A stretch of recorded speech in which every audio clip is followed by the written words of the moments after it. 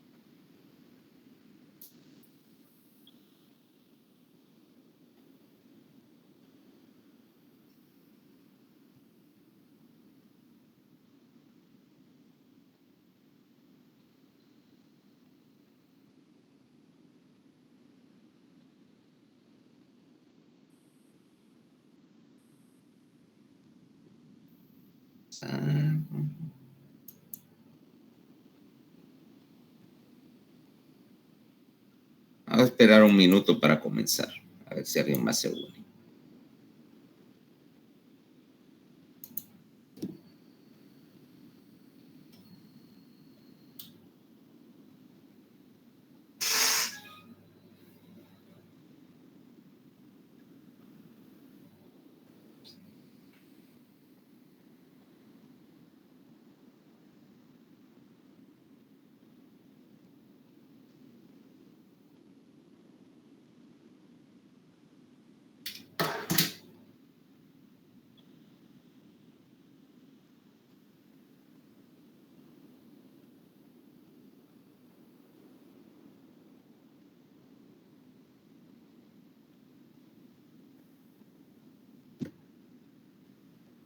Un minuto entonces para comenzar con este relajo.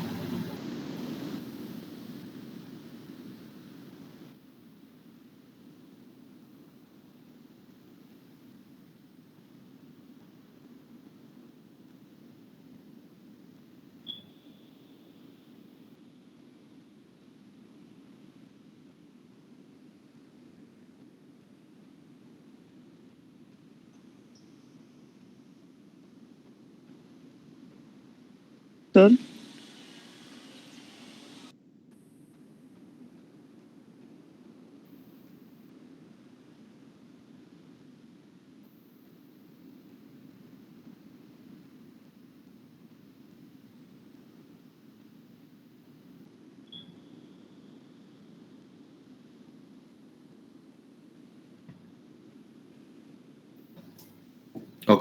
vamos a lo que vamos.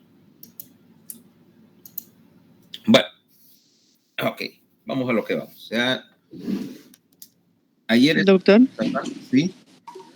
Claudia está conmigo, con Judith. Ok, está bien. Entonces, ayer estábamos... Perdón. Y dice Katie que va en camino, por eso no se ha conectado, pero ya pronto se También es cierto. ¿En camino de qué? Viene de Puerto Cortés. Ah, ok, vale. Entonces, ayer hablábamos de esto, ¿no?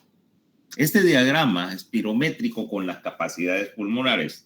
Y veamos un poquito, repasemos un poquito dónde estábamos. Decíamos que para una persona promedio, los pulmones, ambos obviamente, que no puedes separar el flujo de aire de uno del otro, te suman unos 6,000 cc, o sea, 6 litros de capacidad para una persona de unos 70 kilos, ¿va?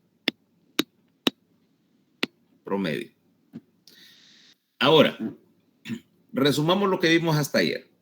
De esos 6,000,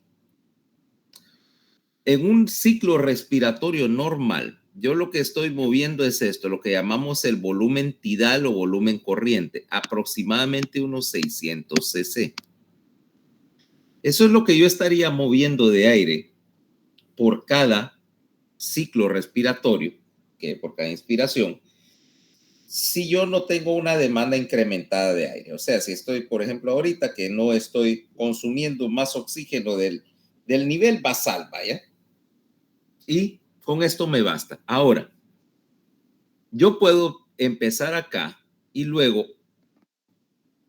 aparte de los 600 cc, yo puedo inhalar muchísimo más aire, ¿no? Bueno, de hecho, hagámoslo con colores, espérate.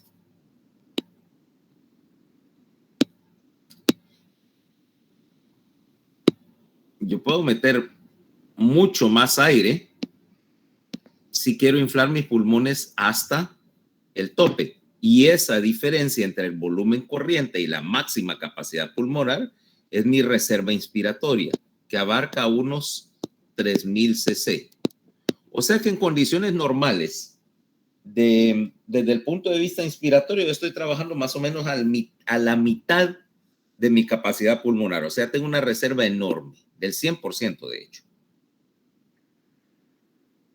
Y la suma, fíjense bien, la suma de estos 600 cc más los 3,000 cc de reserva sería todo lo que yo pudiera inspirar en un ciclo respiratorio normal, lo que llamamos capacidad inspiratoria. Mira, 3,000 más 600. Capacidad inspiratoria, entonces, 3,600 cc. Ahora, puede que quisiera hacer lo contrario.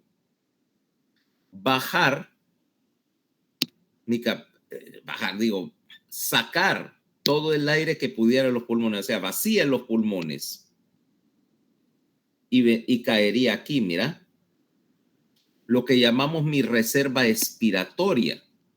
Y esa reserva expiratoria es aproximadamente unos 1,200 cc, ¿ok? A partir del cual, en este punto, yo ya más aire, ya no puedo soplar más con mis pulmones, ¿cabal? Pero todavía me queda una cantidad de aire en los pulmones que voy a marcar aquí en gris, que es lo que llamamos el volumen residual. Este es el aire que queda en la vía aérea, que queda en los alveolos, porque como te dije, no los puedo colapsar a cero, etcétera, y me suma unos 1,200 cc. No es que ese aire no se mueva, ¿no? Corríjanme quiero corregir algo que dije ayer y que tal vez tendrías la idea de que esos 1,200 cc de volumen residual están estáticos. No, los estás recambiando, por eso estás mezclando aire. Pero esencialmente, si yo vacío y soplo todo el aire que tengo en los pulmones hasta quedarme azul, todavía me quedan 1,200 cc de aire que no hay manera que yo pueda apretar la caja torácica para sacarlos, ¿ok? Ese volumen residual siempre va a quedar ahí. Está obviamente en recambio, pero no es aire estancado.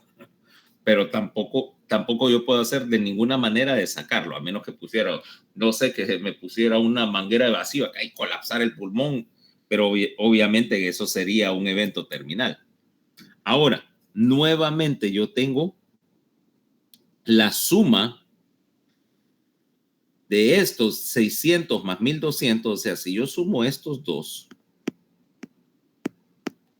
mi volumen tidal más mi capacidad de reserva expiratoria es lo que llamaríamos, o mi volumen expiratorio es lo que llamo, obviamente, la capacidad expiratoria, ¿va? Capacidad expiratoria. ¿Ok? Y si yo sumo, fíjate, es el aire que queda en los pulmones, el volumen residual, más el volumen de reserva expiratoria, esto y esto, o sea, el volumen que queda en los pulmones después de una respiración normal. Es lo que llamamos capacidad residual funcional y suma 2400. ¿Ok? Acordate, cuando yo te digo respire, saque el aire, todavía queda más o menos el 40% del volumen del pulmón todavía está inflado. Yo no estoy haciendo una respiración máxima. Queda una capacidad residual funcional que es aire que normalmente se queda guardado en los pulmones, porque mi respiración normal no es saque todo el aire, sino que dejas un residuo que correspondería al volumen residual, obvio, ¿okay? Que no lo puedes sacar, más tu reserva expiratoria que normalmente no la sacas. ¿Ok? Hasta ahorita me vas siguiendo con la matemática.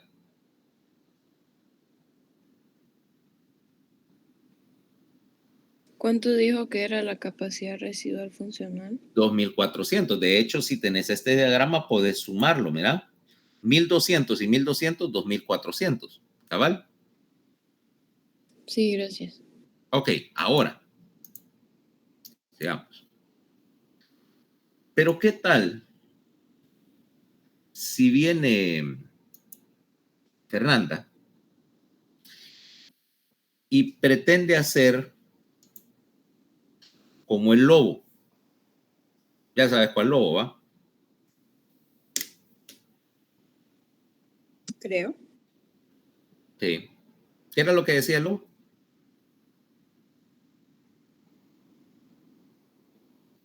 Voy a soplar y soplar Ah, sí, eso. y echar la casa abajo.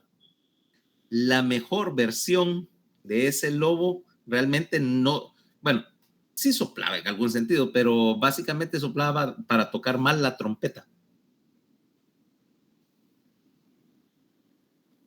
Esto exactamente.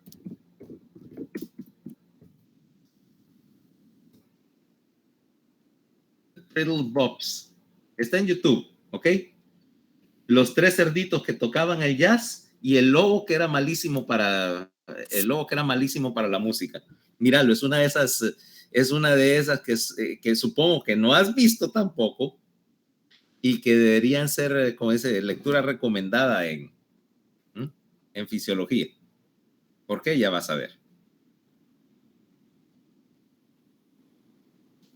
Ahora, si el lobo quiere soplar y echar la casa abajo, lo que va a hacer generalmente es sacar todo el aire que puede, hasta dejar solo los 1200 de volumen residual, y luego hacer una inhalación máxima, o sea, vació el pulmón todo lo que pudo y luego lo llenó, o sea que está sumando las dos reservas, la reserva expiratoria, la reserva inspiratoria y el volumen corriente, o sea, las tres, perdón. Llenó el pulmón y ahora sopla hasta vaciarlo, ¿ah? Queriendo echar abajo la casa. Esa suma que representa básicamente todo el aire que vos puedes mover a través del pulmón en un ciclo respiratorio, esa es la definición de la capacidad vital, ¿ok? Que es todo esto, mira. La reserva expiratoria más tu volumen corriente, tu volumen tidal, más tu reserva inspiratoria. Y las 4 de estas cosas me van a dar unos 4.800 cc. O sea, rústicamente un 80% del volumen total del pulmón. ¿Ok? Y de hecho, lo que vos medís cuando tenés una enfermedad pulmonar, por ejemplo, obstructiva o restrictiva crónica, es que lo que te va a llamar más la atención es el descenso de la capacidad vital. ¿Okay?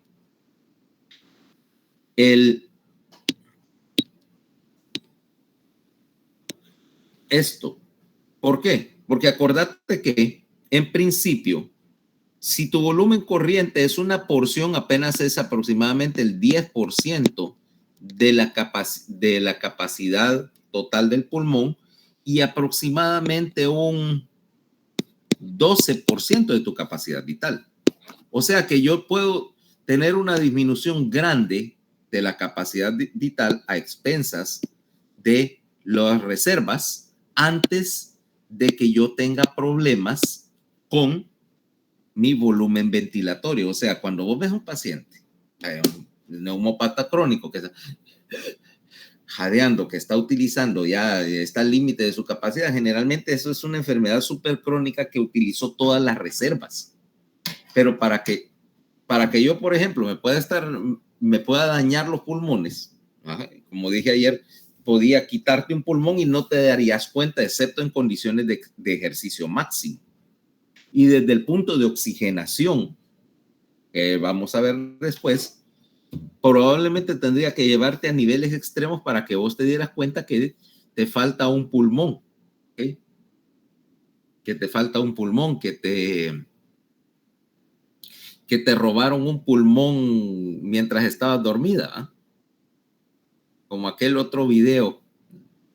Vaya, ¿nunca viste el de Charlie el unicornio, Fernando? No ves YouTube. No. También busca ese Charlie the Unicorn.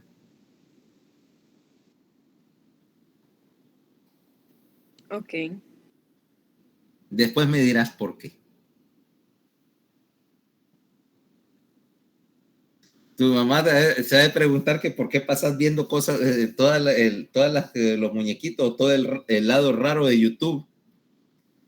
Lo que quisiera ver es su reacción cuando le digas que es un asignamiento de clase, ¿va? Voy a llorar o algo así, no sé. No, va a llorar cuando vea tu forma 03 del otro semestre. Bioquímica otra vez, dice. Ay, no hablemos de eso, por favor, qué triste. Ayer el primer examen, supongo, ¿va? O segundo. Segundo. Ok, y ya llegaron al ciclo de Krebs. Sí, de eso fue el examen. Bueno, que no vinieron Vale. muchas preguntas de eso, pero... Escucha, pero fíjate que llevan un semestre, llevan la mitad del semestre todavía por el metabolismo y los carbohidratos. Ya pasamos la gluconeogenia y la glucólisis. Bueno, pero si es que eso toma en una semana yo puedo salir de los carbohidratos y empezar a ver todas las demás vías metabólicas, el ciclo de síntesis del M, que más viene en bioquímica. Cosas que a mí se me están ocurriendo que tendrían que ver, vaya, sin meterme a genética molecular. Carbohidratos, metabolismo, las vías de las grasas, los ciclos de intercambio de aminoácidos, o sea, esa gluconeogénesis, hablaron por ejemplo, de las aminotransferasas, cómo pasar un aminoácido de un azúcar, pero tenés que deshacerte del nitrógeno y pasárselo a otro aminoácido, o manejar ese nitrógeno y convertirlo en urea para después manejarlo en el riñón. Y la pregunta no solo es tóxica, sino porque si no lo vieron, me tengo que meter yo con ella en el último parcial de fisiología, si no lo meten en el programa.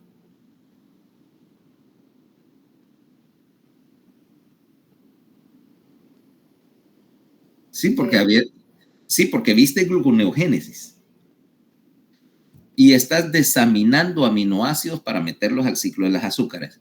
Ajá, y todo ese macanazo de nitrógeno que estás generando, ¿vos crees que ¿Qué crees? ¿Que solo se evapora en la atmósfera? No, hay que deshacerse de él. Y las vías para el desecho de nitrógeno involucran directamente la formación de urea y su participación después en la fisiología del riñón. ¿Cómo vas a deshacerte de la urea o deshacerte de parte de la urea y utilizar otra parte de ella como un soluto osmóticamente activo, prestada, vaya? Y cómo, ya si quieres irte un poquito más profundo por ese agujero, algunas especies de hecho retienen urea precisamente para retener agua y evitar que haya un desequilibrio osmótico, más notablemente los tiburones. ¿Nunca has comido tiburón? Supongo que no. No. Nunca se me va a dar eso tampoco. No, si te lo sirven cocinado no te darías cuenta. No, no me lo como. No, o sea, si yo te digo esto es pescado y vos te lo comes, no vas a encontrar mucha diferencia en el sabor. Encontrarás diferencia en la textura, porque sí es notablemente diferente. Diría, bueno, es un pescado de textura diferente. No, yo te pregunto porque si no lo has conocido cocinado, mucho menos crudo. No. Tiburón tiene urea en su músculo, almacena urea como un mecanismo para preservar el equilibrio osmótico. Acordate de bien en agua salada. Y el agua de mar es osmóticamente súper activa, ¿va? Mira cómo te deshidrata estar un rato metido en la playa, cómo sentís que la piel queda tostada, ¿va? Entonces, esa urea, cuando vos pescas el tiburón, tenés que dejar un rato ese tiburón cubierto para que la urea se convierta en amoníaco y se evapore. Ahora, cuando vos agarras ese pedazo de tiburón, huele a amoníaco, parece urinario de estadio, ¿eh? Así de fuerte el olor de amoníaco. Y yo no sabía eso. La primera vez que yo vi, yo lo había comido cocinado, no crudo. La primera vez que veo eso crudo era en Cuba. Entonces, mi novia, entonces, yo no sé si había comprado, le habían regalado tiburón y entonces lo tenía en la cocina cubierto con una gasita que yo apestaba. Yo, se huele a amoníaco, esto está echado a perder. Y lo boté. Cuando llega a la tarde, me dice, y el pescado que tenía acá, lo boté, eso estaba en mal estado. ¿Por qué? ¿Por qué lo botaste? ¿Qué le viste en mal estado? No, hombre, eso apestaba. No te diste cuenta, tenés mala la nariz. Ya que idiota, eso tiene que oler así. Y yo no le creía hasta que después mi papá me explicó que sí, eso apesta. Mi papá es de Puerto Cortés y aparentemente me cuenta él que cuando era niño, la bahía estaba menos contaminada, entonces que ellos pescaban del muelle ahí donde ahora está la empresa portuaria, ellos pasaban pescando y que ahí había tiburones en la bahía de Puerto Cortés. Yo no he visto nunca ningún pescado ahí, pero vaya, él dice que, supongo que en el Triásico tardío sí había peces en Puerto Cortés. Bueno, pero volviendo al asunto, entonces, esa capacidad vital es lo que estás registrando en términos de tu verdadera evaluación de la capacidad pulmonar o de la suficiencia del pulmón para manejar una sobrecarga o un aumento en la demanda de oxígeno. Ahora,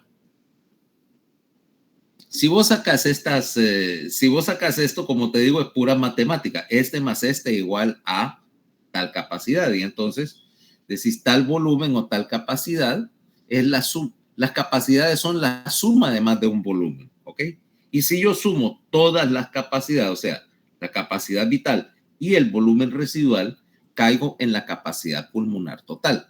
Ahora, como te decía, eso me va a dar dos consecuencias. Aquí también entonces puedo hablar de lo que llamamos volumen minuto. O sea, si cuánto oxígeno, más bien, cuánto aire yo puedo mover en un minuto a través de mi pulmón. Y entonces el volumen minuto va a ser una ecuación bien fácil. Es el producto de la frecuencia respiratoria multiplicada por el volumen tidal o volumen corriente, porque vos estás asumiendo que en un momento determinado mi volumen corriente, aquí te puse hipotéticamente 600, puede ser más, por supuesto, si yo estoy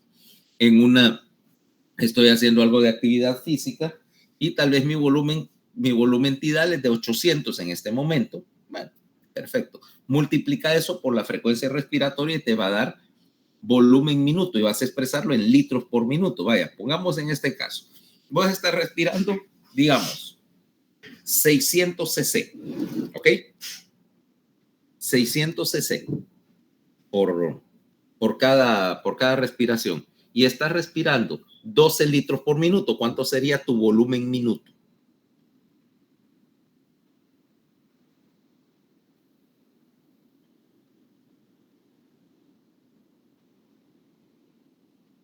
Por lógica, Fernanda, si multiplicas 600 cc por 12, ¿cuánto te daría?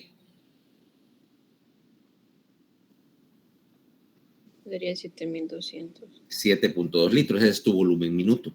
¿Ok?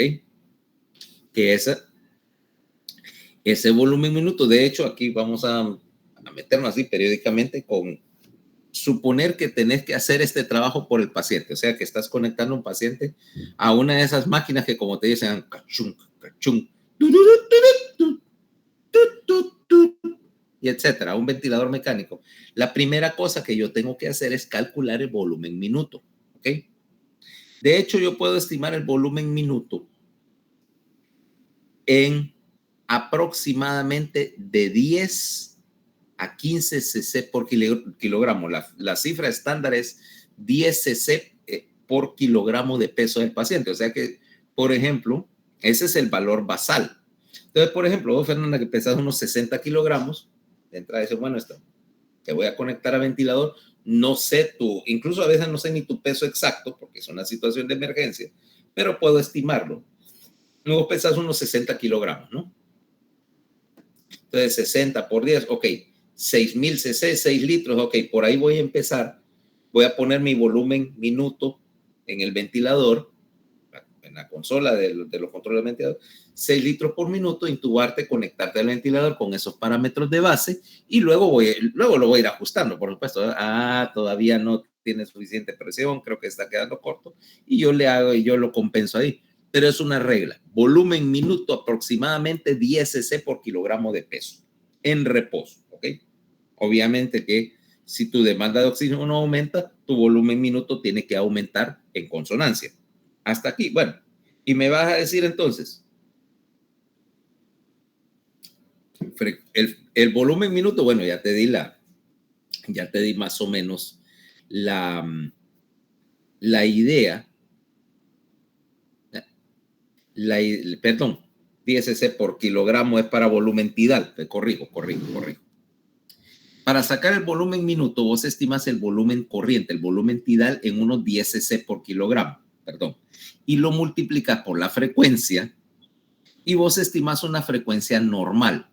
Para un varón adulto, la frecuencia respiratoria va a ser entre normal, en reposo debería andar entre 12 y 16 por minuto, ¿ok?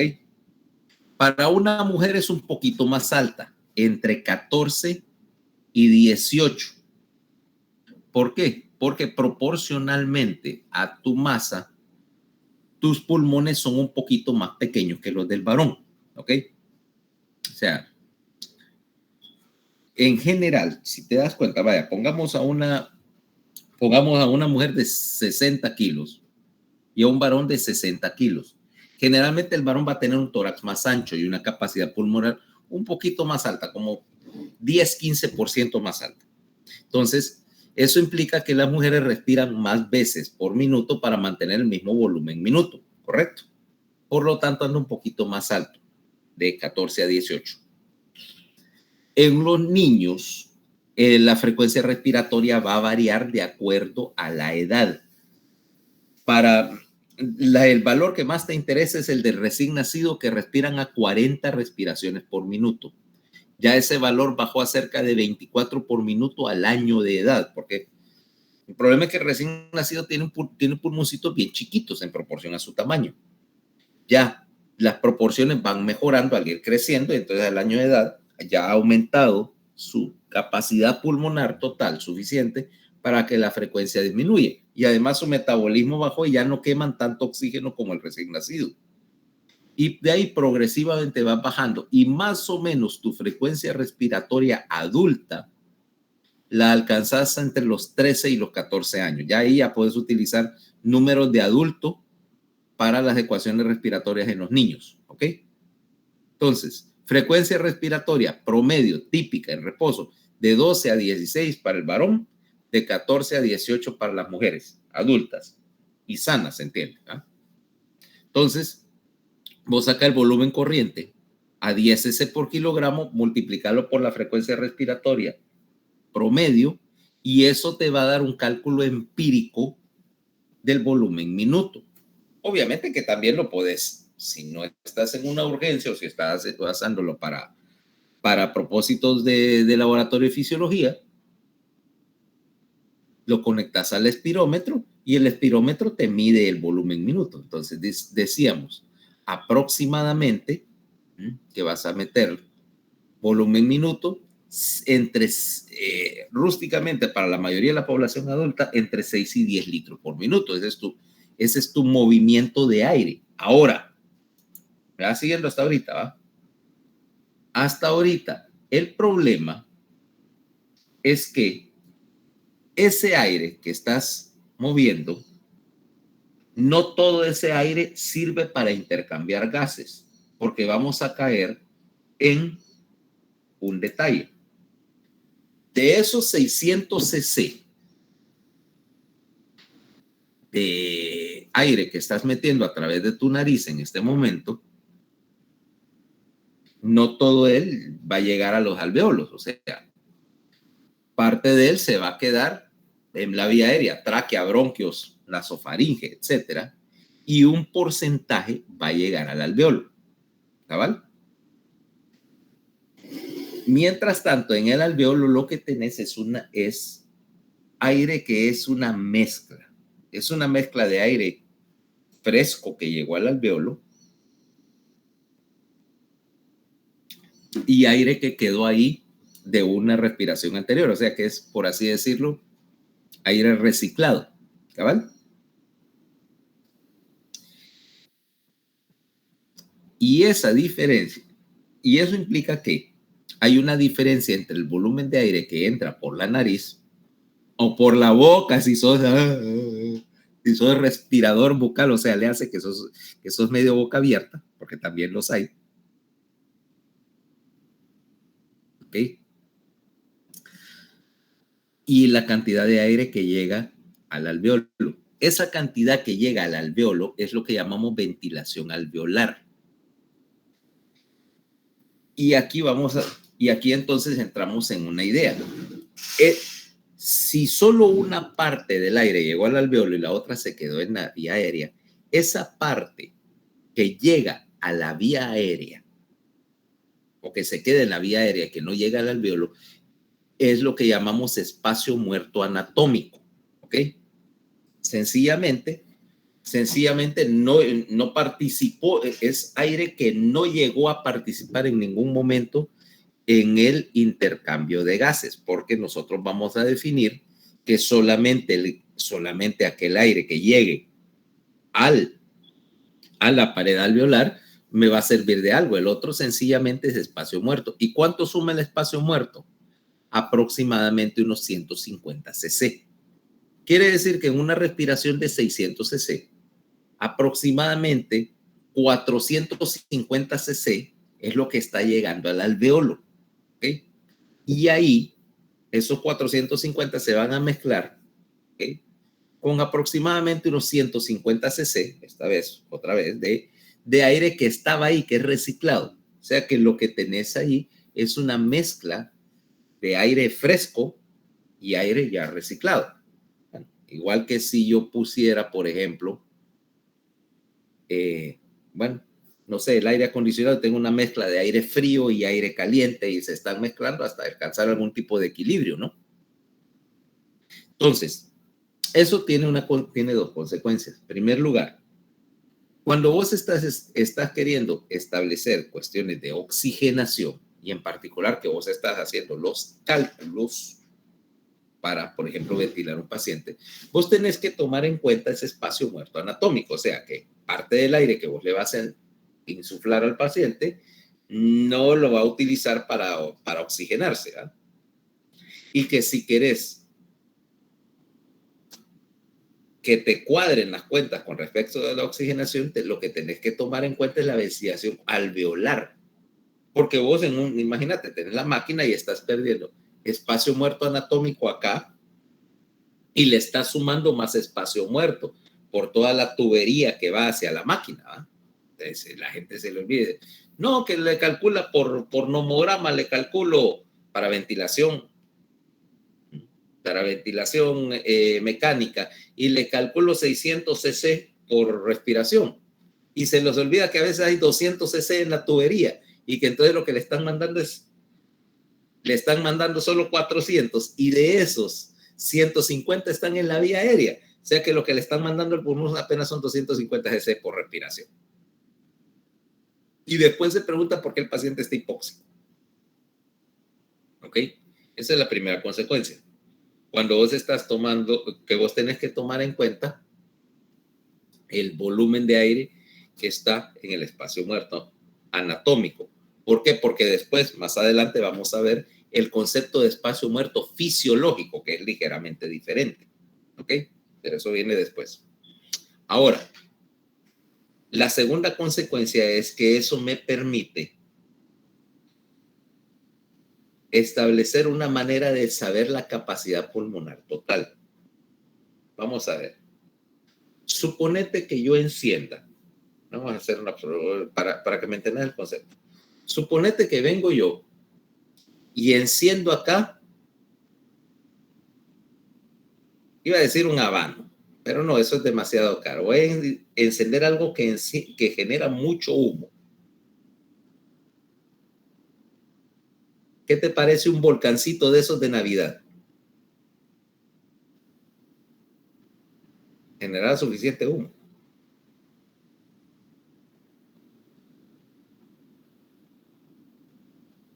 Creo que sí. Ok. Entonces, suponete, aquí tengo una habitación cerrada, enciendo el volcancito, todo esto se va a llenar de humo. Entonces yo abro la puerta y pongo un ventilador a meter aire. Y el humo no es que va a salir de un solo, sino que vas a ver que tal vez en un minuto se disipó la mitad del humo y está más claro. A los 2 minutos se disipó la mitad de la mitad, o sea, queda el 25%. A los 3 minutos, bueno, queda la mitad de la mitad de la mitad, porque el ventilador me está cambiando más o menos el volumen de aire de esta habitación, que en este caso serían aproximadamente 27 metros cúbicos, no menos, 24.5 metros cúbicos de lo que la capacidad de esta habitación, sacada por sus dimensiones, y que este ventilador me mueve esa cantidad por minuto. Entonces, si yo muevo esto, estoy diluyendo el humo con aire fresco. En un minuto diluí el humo a la mitad. ¿Ok?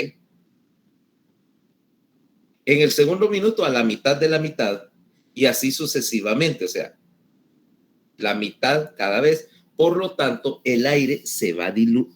El aire aquí lo voy diluyendo, lo voy recambiando. Lo mismo pasa en el alveolo.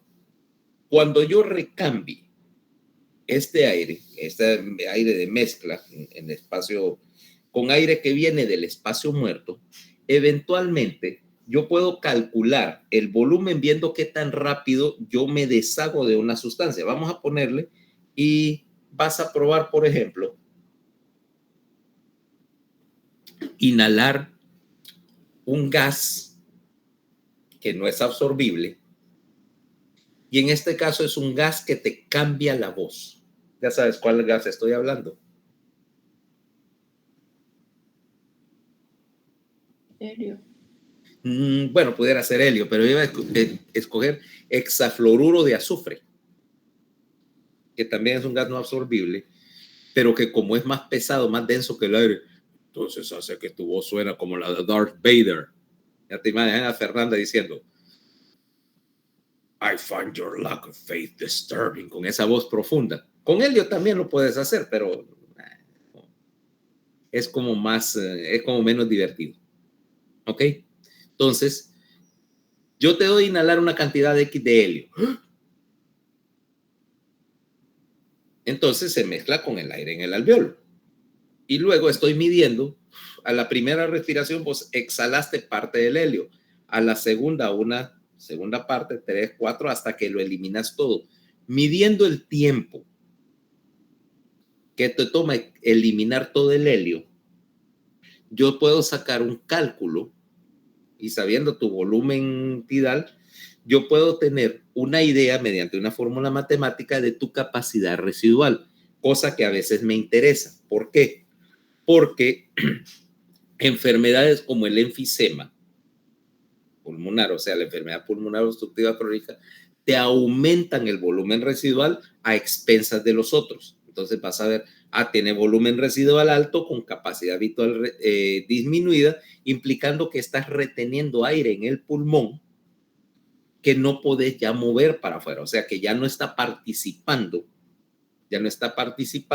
en el movimiento de aire. Y entonces eso te ayuda a tener una idea del estado del pulmón. ¿Okay? Obviamente que eso lo haces en el laboratorio de espirometría, ¿vale? En un servicio de neumología tienen esas facilidades. Aquí, que yo sepa, no tenemos eso, por lo menos en un hospital público, ¿eh?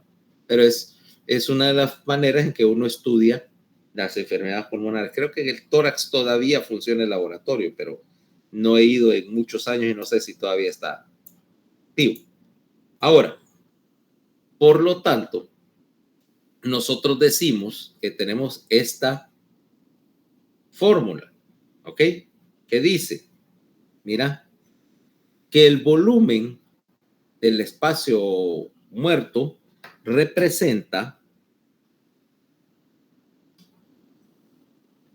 esto, mira, los cambios en la concentración. Lo puedes hacer, mira, aquí lo están haciendo con oxígeno puro para sacar todo el nitrógeno del pulmón.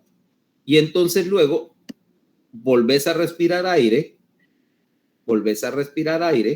normal y ves cómo la concentración de nitrógeno en la expiración va subiendo hasta llegar a un valor normal, hasta el valor normal que sería de 80%, progresivamente, conforme vas cambiando aire del espacio muerto con aire del alveolo.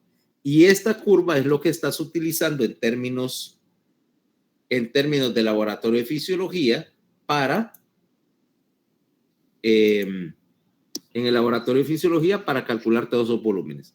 Para propósitos prácticos, en un adulto típico es tu espacio muerto anatómico, fíjate, es de 150 cc, ¿ok? Y puedes utilizar esa aproximación lo suficiente para trabajar en términos de fisiología pulmonar. Ahora, ¿qué quiere decir eso? Espacio muerto.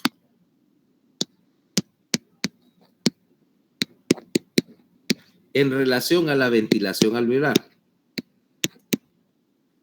La ventilación alveolar quiere decir que el volumen de aire que entra a los pulmones es igual al volumen corriente menos el espacio muerto. ¿Ok? Y de ahí voy a sacar una cuestión. La ventilación alveolar multiplicado por la frecuencia respiratoria, ¿va? Esto me sale de acá.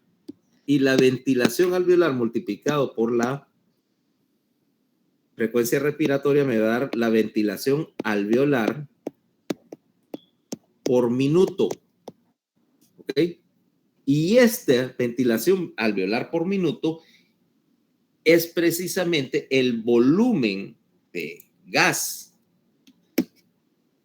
que va a intercambiar oxígeno y dióxido de carbono en un minuto. El gas que sí está haciendo el trabajo, ¿ok? O sobre el cual estás haciendo el trabajo de respirar, ¿ya? Ahora, te dije que había dos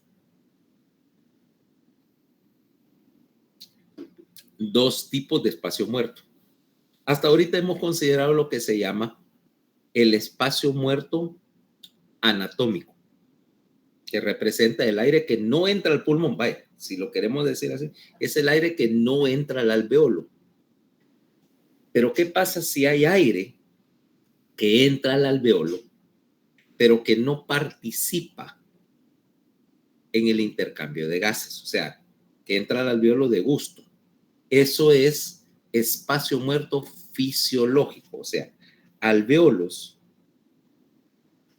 que están ventilados, pero que no participan en el intercambio de gases, generalmente porque no están irrigados, o sea, hay ventilación, pero no hay riego sanguíneo. Entonces, esos alveolos se consideran parte del espacio muerto, porque no están haciendo nada, pues, no están trabajando. Ese es el espacio muerto fisiológico.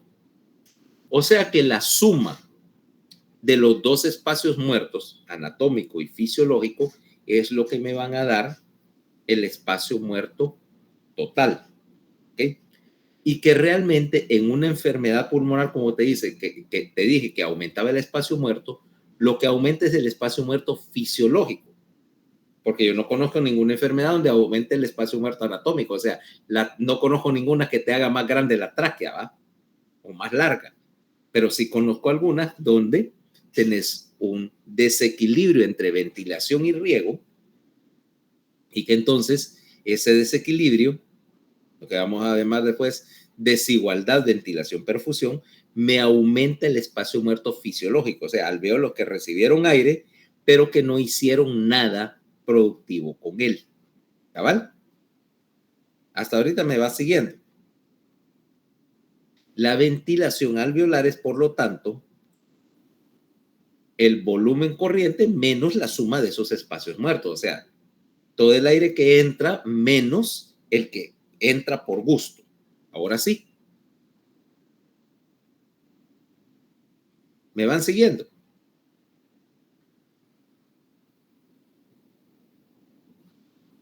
Están calladitos.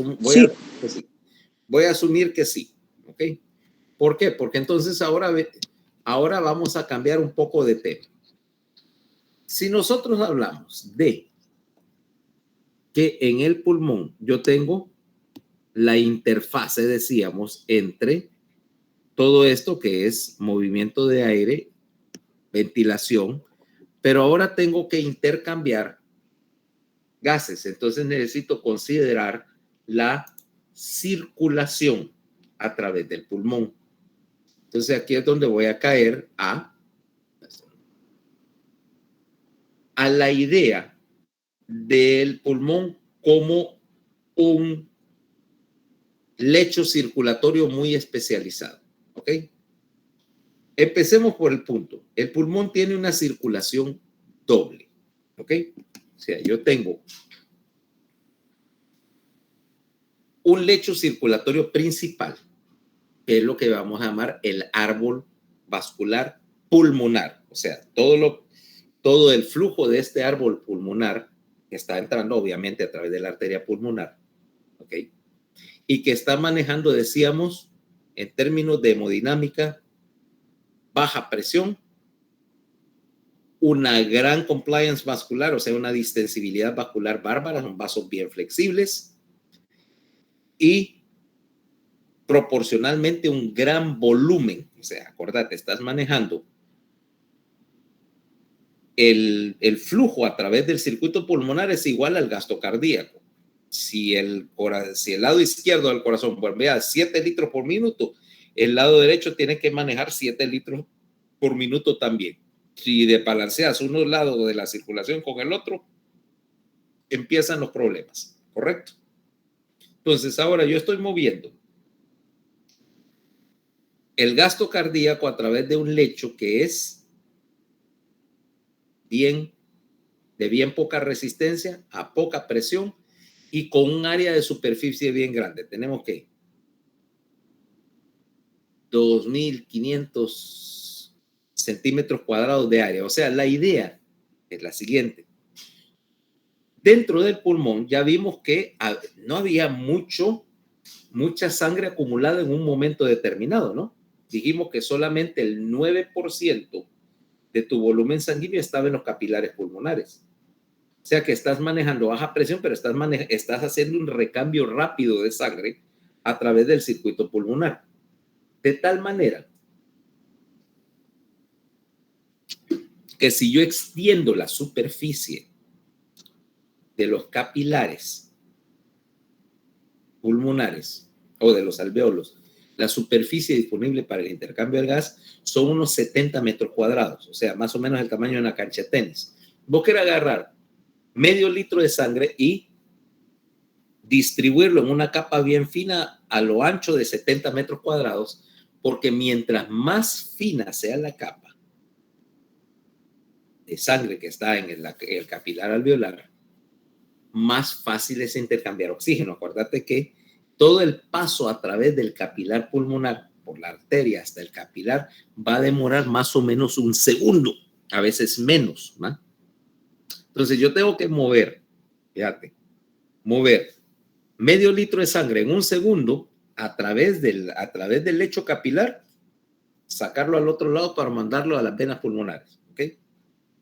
Ahora, esta circulación que es movida por el ventrículo derecho, decíamos, alta distensibilidad,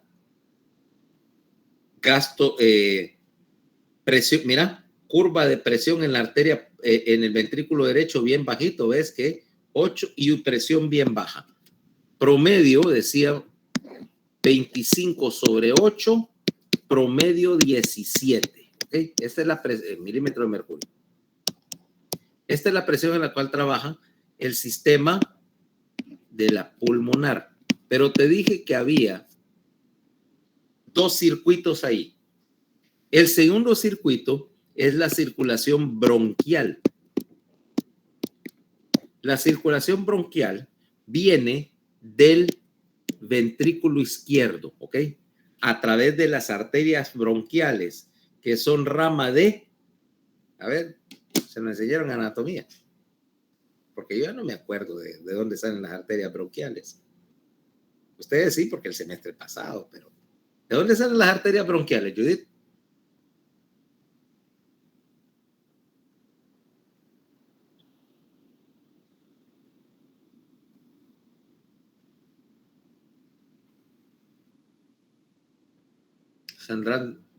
Salen del lado izquierdo de la circulación, pero ¿de cuál? ¿Rama de qué?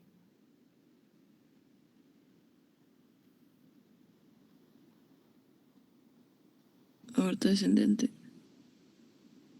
De la aorta descendente.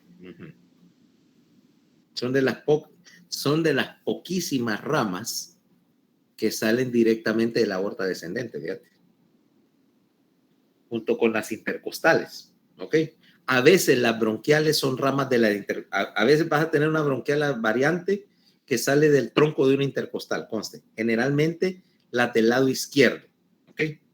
Pero bueno, las bronquiales que salen de la aorta descendente, entonces es sangre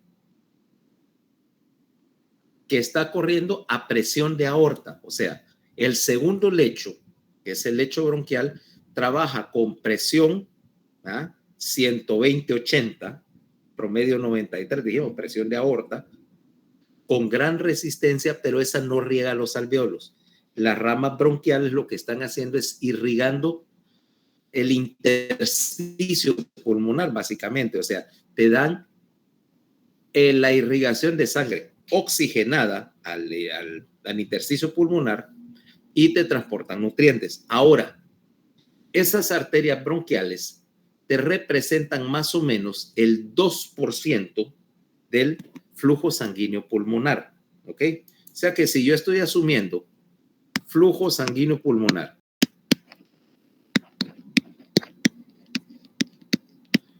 y te estoy dando, por ejemplo, 5,000 cc por la pulmonar y aproximadamente unos 100 cc minuto, por supuesto, por la bronquial, ¿ok? Más o menos el 2%. Tú me decís que ¿por qué me estoy preocupando por el 2%? Porque esto me contribuye al flujo sanguíneo pulmonar total, 5.100, de los cuales 100 no intercambian oxígeno, porque esto no pasó por el alveolo. 2% no participa en los procesos que vamos a hablar de intercambio de oxígeno. Y yo lo tengo que sumar, ¿ok? Lo tengo que incluir en la suma. ¿Por qué? Porque eso te va a explicar algunas cosas. Te va a explicar algo que se llama shunt fisiológico, de lo cual voy a hablar dentro de un momentito. Ok, entonces quedamos. Flujo sanguíneo a través de la arteria pulmonar va a ser esencialmente lo mismo que decir gasto cardíaco, pero a baja presión y que, como te digo, normalmente estos pulmones están manejando solo el 9% del volumen circulante, o sea, son medio litro de sangre intercambiando gases en los pulmones. Eso puede variar, ¿ok? En las condiciones apropiadas, vos podés aumentar el volumen sanguíneo en el pulmón hasta aproximadamente un 18 a 20%, o sea, hasta casi un litro, ¿ok? A expensas de cambiar un poco la dinámica respiratoria y tener un pulmón más pesado, pero cuando necesitas intercambiar más oxígeno, vos puedes desviar sangre al circuito pulmonar. Así, simultáneamente, en casos de extremada urgencia, vos puedes sacar unos 200 cc de sangre de los capilares pulmonares y regresarlo para la precarga cuando estás en extrema necesidad, o sea, literalmente estás desangrada. Todavía tengo por ahí unos 200, 250 cc de sangre que puedo exprimir del pulmón y mandarlo para reforzar la precarga. Te aviso, si eso te sucede, estás in extremis. Pero bueno, te puede servir. Ahora, este flujo sanguíneo pulmonar, todo sería bien si dijeras que viene y se distribuye libremente al, ¿cómo se llama? Al pulmón. Pero la verdad es que acá, cuando trabajas con una presión arterial pulmonar tan baja, la distribución de la sangre en el pulmón no va a ser equitativa. Vos quisieras que lo fuera, ¿okay? Sería mucho más fácil. Te ahorraría un par de preguntas que te pudiera hacer en el examen de fisiología, ¿va? Pero la vida real es más real que la realidad. Y te dice que la presión intratorácica es suficiente, ¿ok?, para hacerte pequeños cambios en la distribución del flujo sanguíneo en el pulmón. Y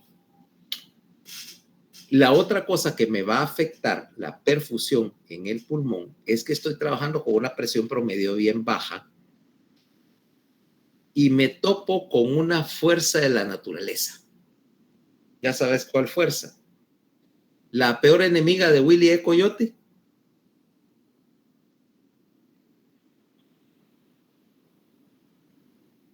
Gravedad. La gravedad. Ya te has dado cuenta, ¿va? Que la gravedad es el peor enemigo del coyote. Bueno, también tampoco se lleva muy bien con el flujo sanguíneo pulmonar. Ahora mira qué es lo que pasa. Déjame poner la pizarra. Porque ahora voy a tener una circunstancia. Permíteme que cargue esta cosa. Tomemos aquí, voy a poner un pulmón. El otro es similar. Aquí tengo la arteria pulmonar.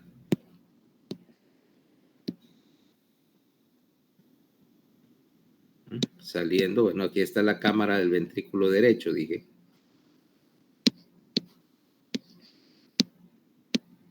Aquí tengo la arteria pulmonar entrando. Bueno, voy a ponerlo un poquito más abajo. Espera.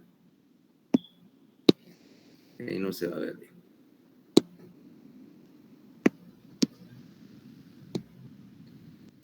El otro lado es igual. Ahora mira, el árbol vascular pulmonar, aquí lo voy a hacer que se ramificó y te voy a poner 3 zonas separadas por una línea de puntos.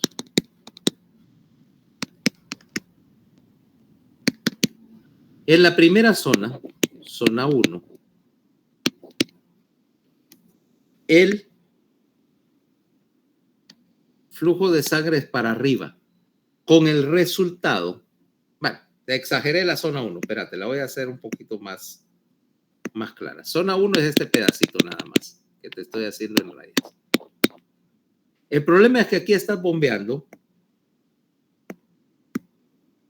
cuesta arriba, ¿no?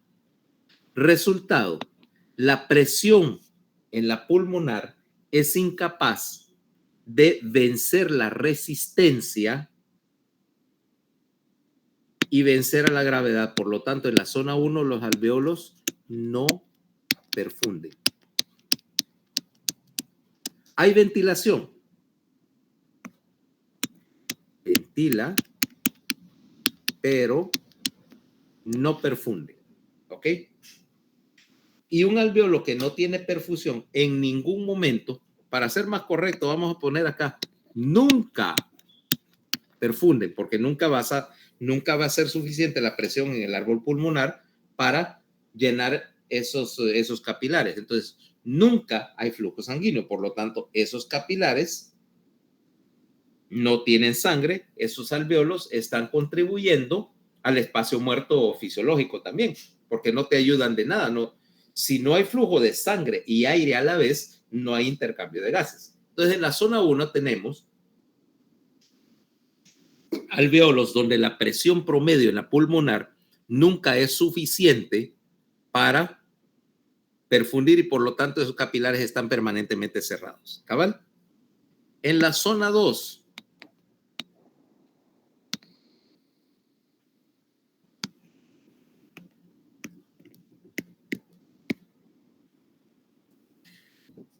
sí hay perfusión, pero la perfusión es intermitente.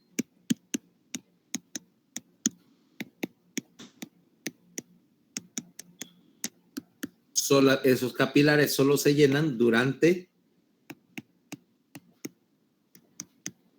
la sístole del ventrículo derecho. ¿Va? Quiere decir que aquí tenés flujo a ratos durante la sístole, pero durante la mitad del ciclo, por lo menos, no hay flujo de sangre. Por lo tanto, están intercambiando gases solo en forma intermitente. ¿Cabal? Y por último, la base del pulmón, la zona 3. Aquí, si te das cuenta, el flujo de sangre es cuesta abajo, ¿ok? O sea que más bien la gravedad lo ayuda y acá tenés perfusión en todo el ciclo, porque la presión diastólica en ese capilar siempre va a ser más alto que la presión alveolar, ¿ok? Porque lo que te está moviendo acá es la diferencia. Entonces, en la zona 1, en la punta del pulmón, estás bombeando hacia arriba y la presión sistólica ni siquiera alcanza la presión del alvéolo, por lo tanto el capilar está comprimido y cerrado, ¿ok? Ese no intercambia gas porque no hay flujo de sangre, no hay intercambio gaseoso. En la zona 2, en la porción media del pulmón, tenés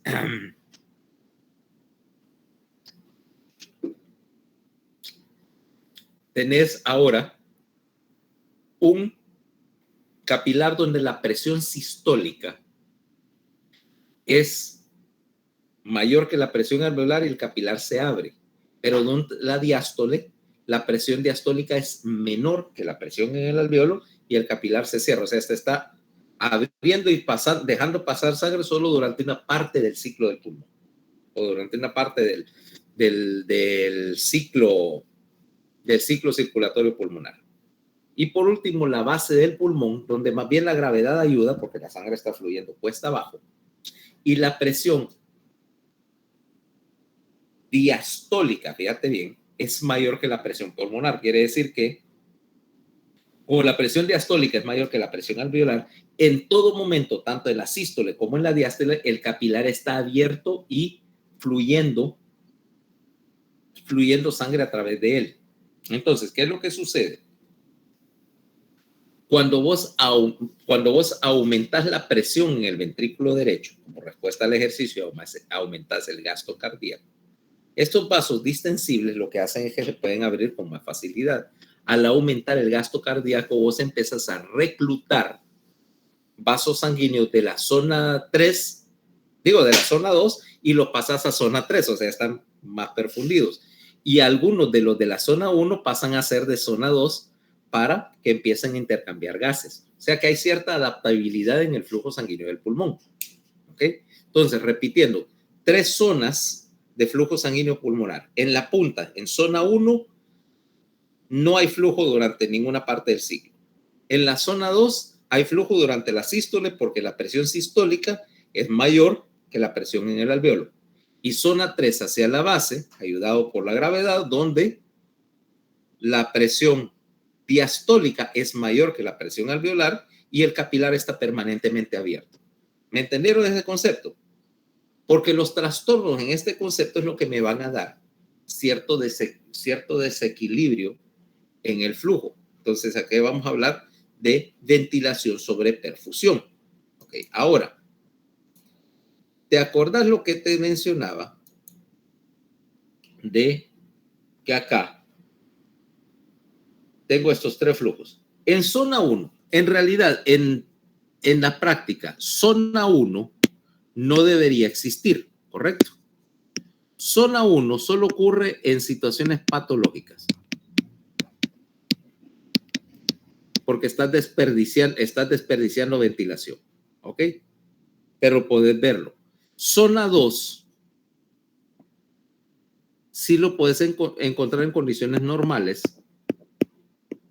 pero es un porcentaje bien pequeño, o mínimo debería ser, de regiones donde el flujo es intermitente. Mientras más te acercas al ápice del pulmón, más tendés a caer en zona 2 o 3, en zona 1 o 2.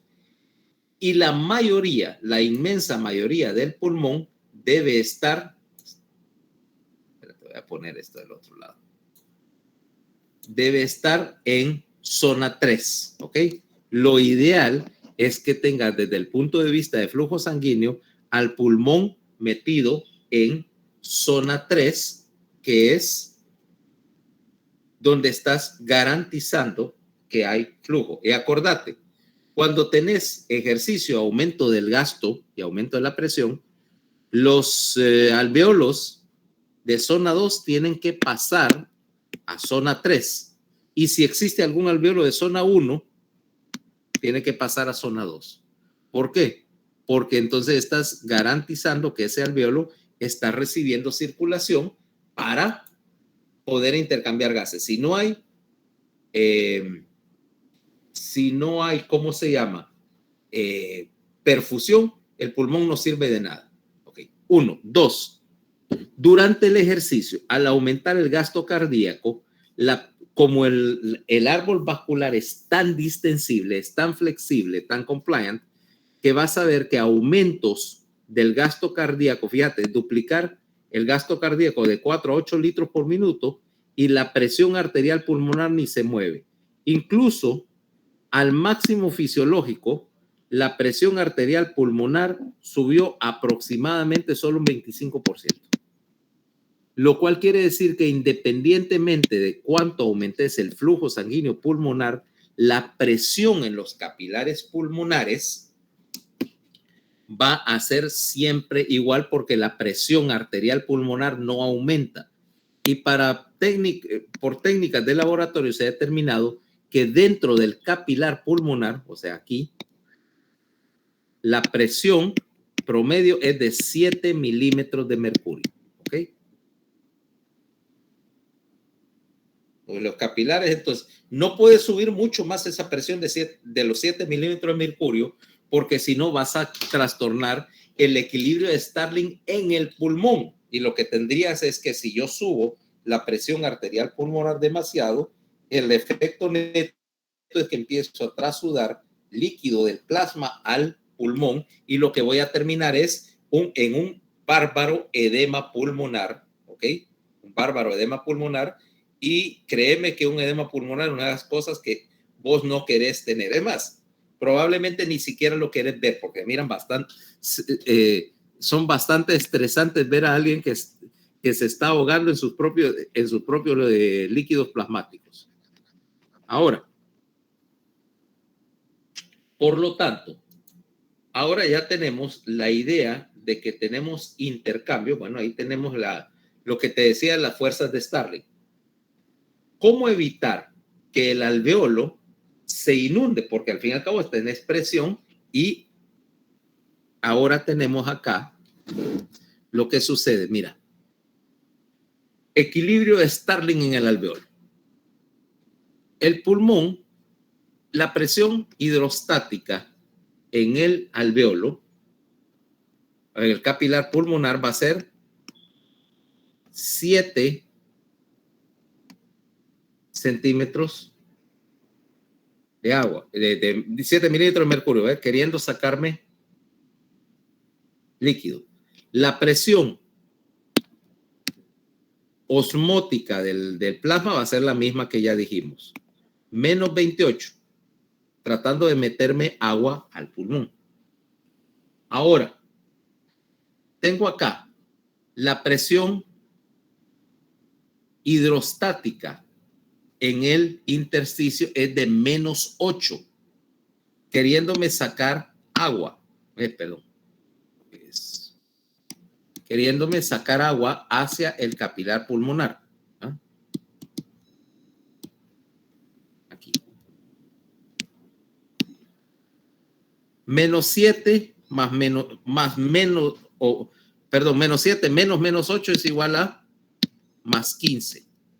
Mientras que la presión acá va a ser menos 14. Resultado de todo este maceteo de fuerzas es que en condiciones normales la presión hidrostática en el capilar pulmonar me va a querer mandar líquido para afuera con una presión de más 1 milímetro de mercurio. Entonces, ¿cómo evito que los alvéolos se llenan de agua? Es porque los linfáticos pulmonares me manejan una presión de menos 1 milímetro de mercurio en síntesis. Y estos linfáticos están movidos por una bomba linfática. Cuando la presión transpulmonar aumenta y disminuye durante el ciclo respiratorio, esto hace que los linfáticos del pulmón pulsen, o sea, se contraigan o sean comprimidos durante la expiración y luego se vuelven a dilatar durante la inspiración, o sea que están haciendo un efecto de bomba y me están sacando cualquier trasudación de líquido del alveolo hacia el sistema linfático. Resultado, el alveolo se mantiene húmedo, pero no inundado, ¿me entendés? La idea es que hay surfactante y líquido para mantener una capa delgadita de líquido en la membrana del alveolo, pero nunca hay suficiente líquido como para hacer un charquito dentro del alveolo, porque si yo meto demasiado líquido al alveolo van a pasar 3 cosas. 1, el pulmón se va a hacer pesado y me aumenta el trabajo muscular necesario para la respiración. 2, me reduce el intercambio de gases, porque acordate que el oxígeno y el CO2 tendrían que disolverse primero en el líquido que está en el alveolo y luego cruzar la pared del alveolo. O sea que la oxigenación se va a ir en picada. Y 3, eventualmente el pulmón es capaz de secuestrar un montón de líquido. Si yo empiezo a llenar, fíjate,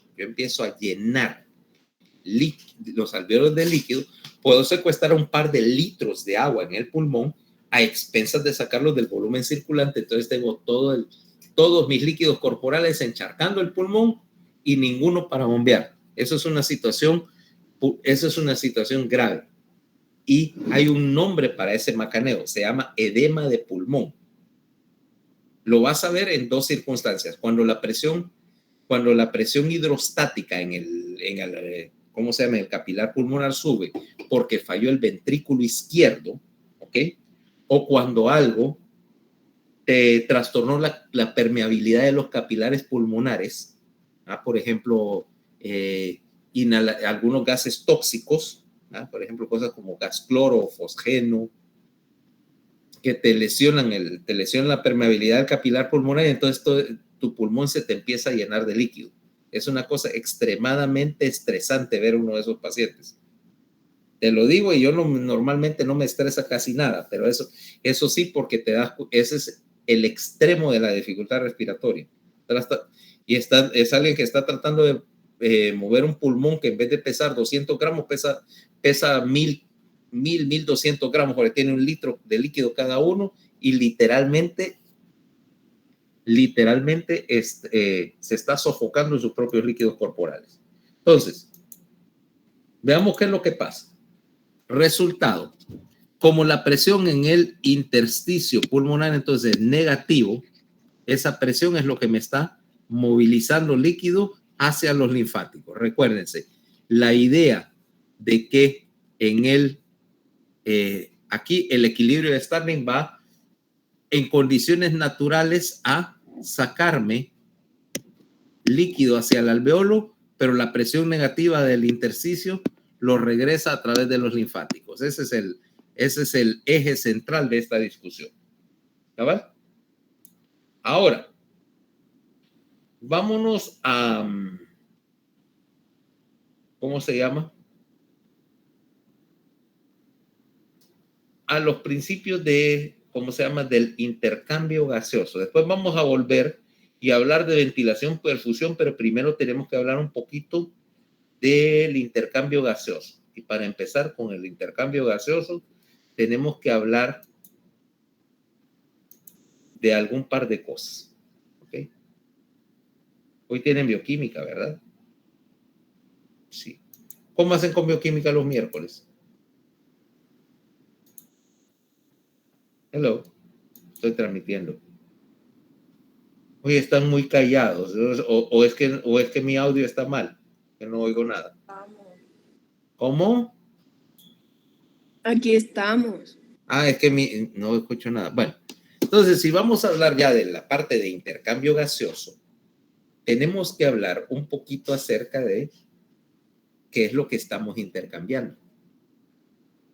O sea, del aire de la atmósfera. ¿Por qué?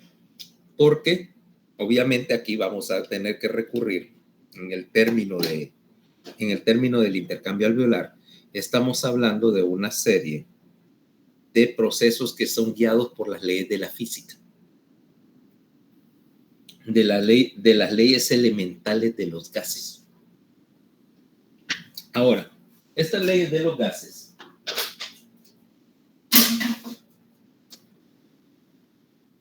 me dicen,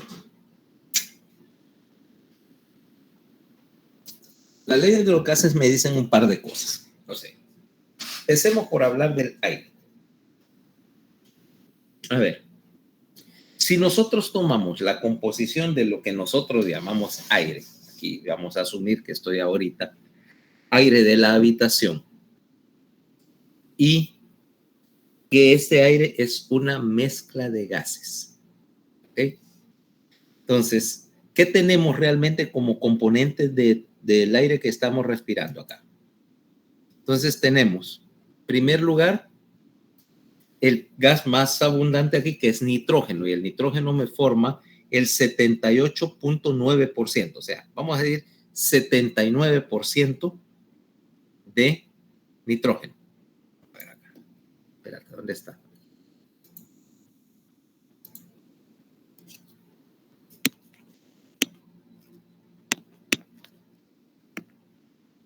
Nitrógeno, 78.9%. Ahora, El segundo gas es oxígeno. 20.9% de oxígeno, ¿ok?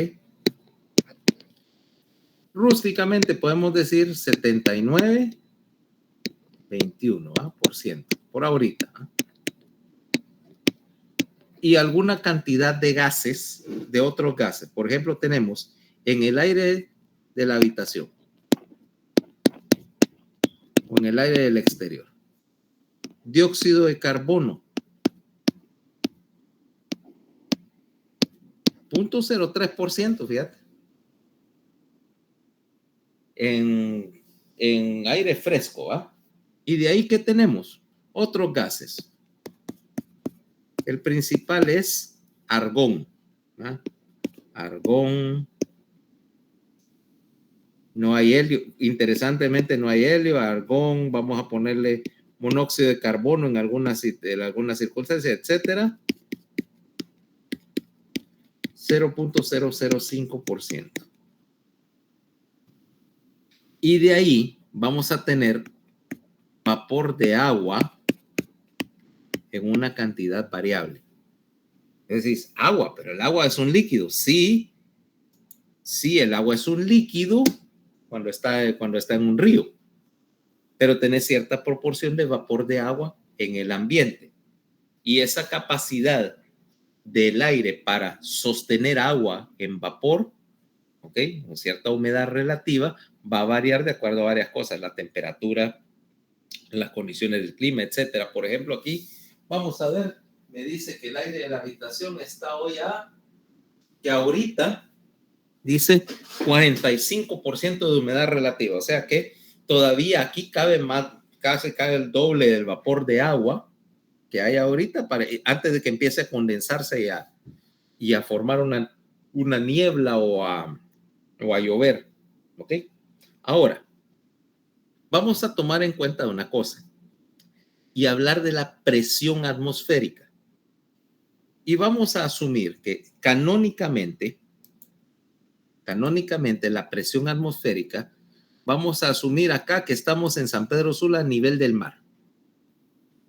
Nivel medio del mar, o como se utiliza la abreviatura, MSL. Presión.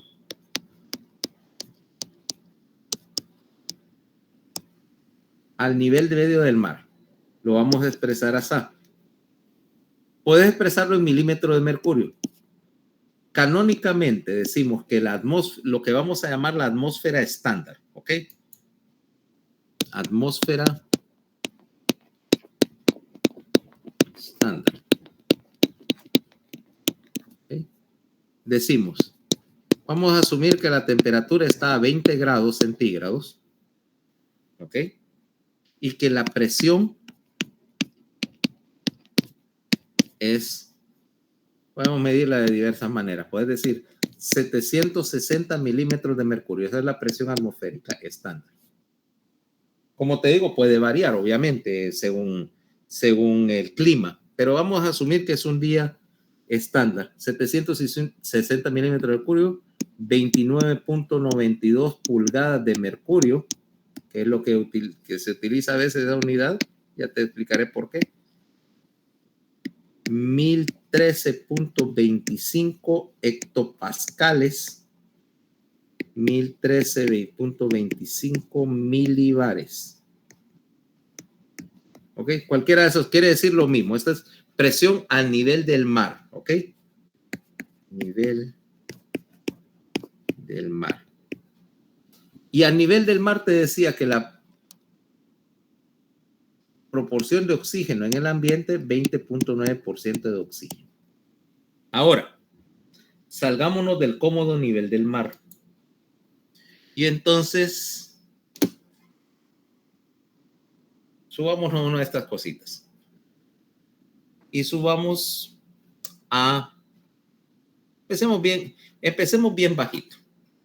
Empecemos a 3.000 metros de altura, 10.000 pies. Relativamente fácil de llegar, incluso no necesito algo tan sofisticado para llegar a 10.000 pies.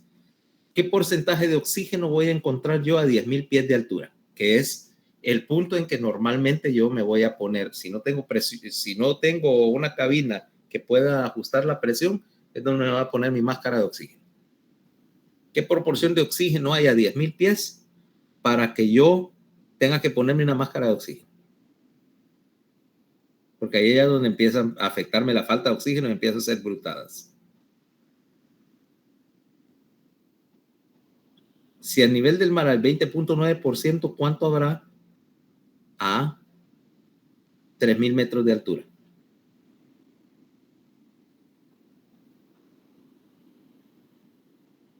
¿No? Ok, vamos a seguir subiendo. Voy a subir a la altura del monte Everest, 8,500 metros de altura. No, perdón, 8,900 metros de altura. Un poquito más. Ahí sí necesito oxígeno, ¿no?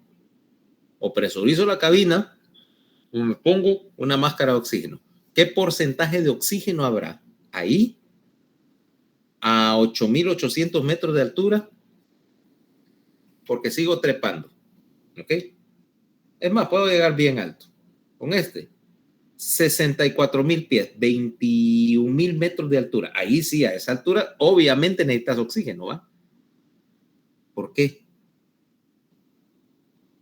Si a nivel del mar yo estaba respirando oxígeno al 21%, a 20,000 metros de altura, ¿qué porcentaje de oxígeno estaré respirando?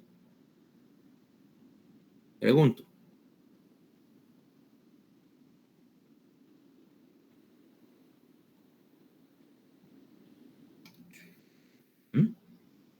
La respuesta es, a 20,000 metros de altura yo estoy respirando 21% de oxígeno igual, porque el aire es una mezcla de gases que es homogénea en toda la atmósfera. No importa que esté aquí a nivel del mar o que esté tratando de romper un récord de altitud, el oxígeno siempre es 20.9%.